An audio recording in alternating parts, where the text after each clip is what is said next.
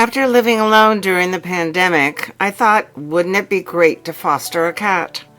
I saw the picture of Tommy in the Globe. He looked so beautiful, I called the cat club right away to foster him. The cat club was so nice. They brought everything I would ever need for Tommy. The first few weeks he was really scared, hiding under the bed, only coming out to eat. But finally we were getting along fine. Then he was adopted. I felt lonely, but 2 days later, after he'd run away, he was back again. Tommy was scared, and I knew right away I would have to adopt him. I could never put him through that trauma again. The Cat Club has been great about everything, making it all so easy. And I love being a failed foster because I have my Tommy.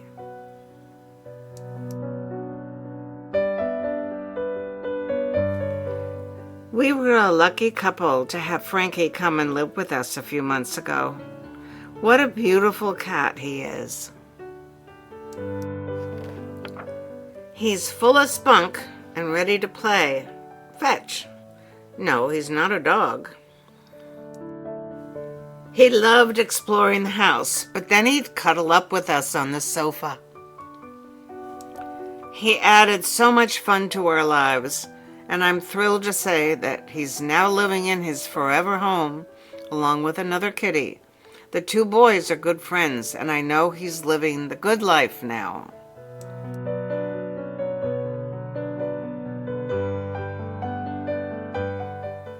Halfway through the first year of isolation by the plague, I felt the need for another beating heart in my house. I asked my friend Karen Wood, who had been president of the Cat Club, to lend me one of her 5 cats, but she would have none of that, suggesting instead that I offer to foster cats for the Cat Club.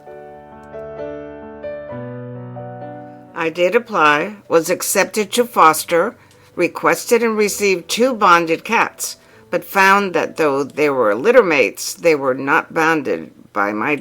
Much too soon, though, Skippy and Phantom, later renamed Phoebe, were adopted into separate homes. Soon after, I saw a photo of 11-year-old Mandy in the Globe. Her owners were returning to Indonesia and felt the trip too arduous for their beloved cat. I knew Mandy and I were meant for each other, and I became a failed foster. I keep in touch with Mandy's original parents, sharing videos and photos. They found a cat that looks just like her. So all's well that ends well, and 2 kitties have happy homes.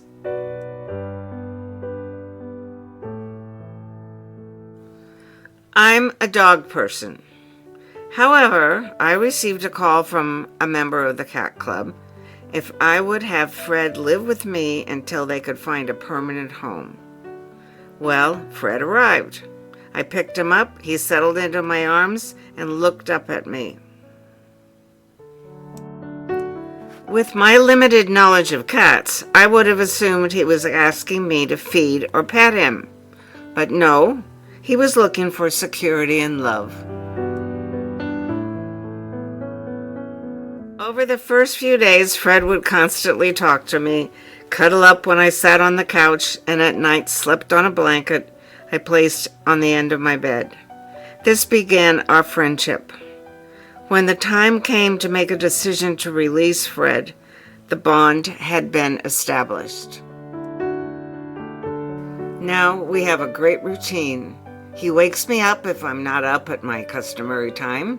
He has his breakfast, I my coffee. He then goes out onto the patio to lay in the sun, then back inside for his morning nap. What a life!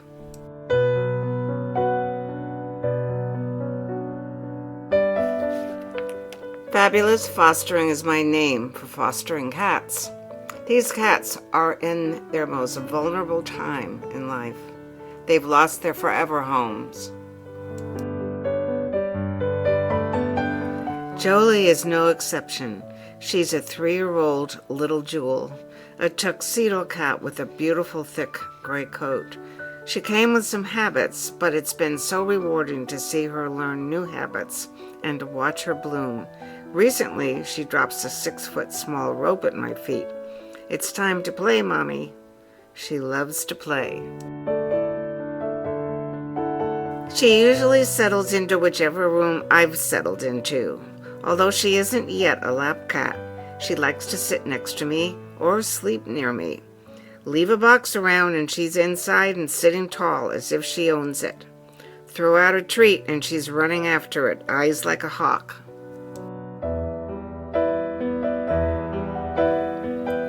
She comes with a tall cat tree which she loves to climb and watch the squirrels outside. She's a great entertainment and needs her forever home now.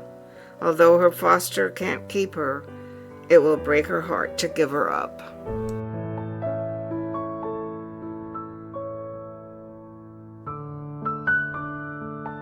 No one knew how long this handsome tuxedo cat had been on the streets. He looked well fed, yet he often turned up near the doorstep of a resident of the village. Then it rained. He was still out there. She brought him in and called the cat club. The wheels of rescue began to roll. First step, the vet for bathing, shots, neutering. The vet thought he was about 3.5 years old, a fully developed and intact male cat. Oh boy. Next step, placement with the foster. Me. The adventure began. Nights of mournful howling as he adjusted to the sudden drop in hormones and an indoor life. Days of thundering up and down the hall chasing a hot pink flamingo on a string. Quiet times asleep in the sun in the atrium. He was so strong and so street smart, he could open any door that didn't have a lever or a knob. Cupboard doors, closet doors, heavy sliding pocket doors. Weeks went by as his behavior quieted to relative calm. I called upon every trick I knew and the unfaltering support of the Cat Club volunteers. It took him 2 months of hard, tough work, but he did it. Here was a playful and affectionate indoor cat. Soon, another volunteer found him a new home with a young couple, a cat, a dog, and a 2-story home with stairs. Perfect! He'll give everyone their daily exercise. Go for it, Boots. Enjoy your new life and your new family. And now, I take care of my son's cat, Kobe, which makes me happy.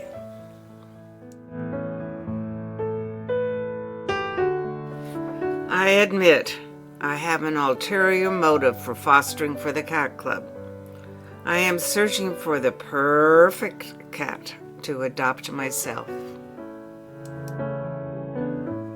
Bucky, the cat I'm currently fostering, fills every desire except one. He is just too big for me to lift.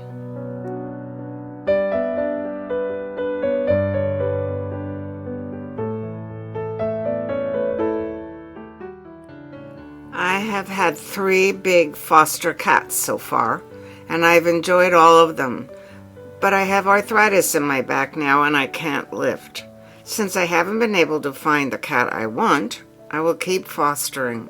Something tells me they will never give me a small cat. I'll just have to hold out for a munchkin.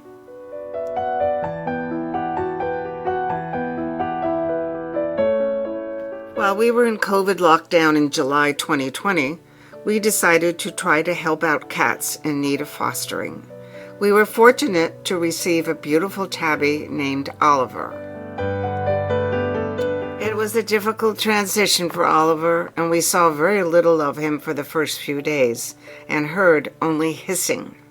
Slowly, he became our cat, and ultimately we failed fostering by adopting Oliver. He is truly a character, loves to spend quality time on our laps, loves chin rubs, and is a very fussy eater. If he dislikes the food served to him, he approaches Naomi, taps her on the arm 2 or 3 times, and meows his displeasure.